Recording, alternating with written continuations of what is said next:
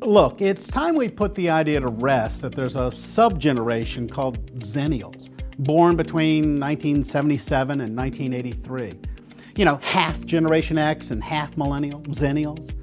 What it is half-baked.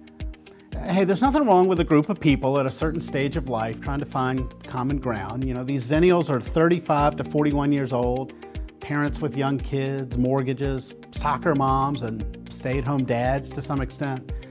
But here's the deal. What makes a generation into a cohort are not the shared experiences they're having now in their late 30s and early 40s.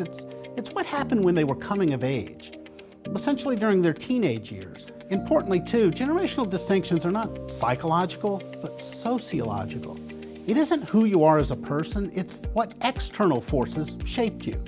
World events, politics, pop culture, societal trends.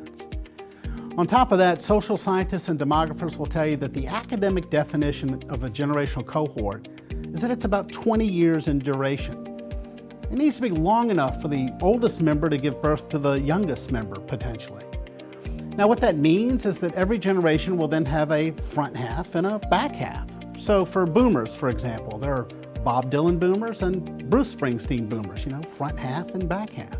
They aren't two different generations, just two halves of one.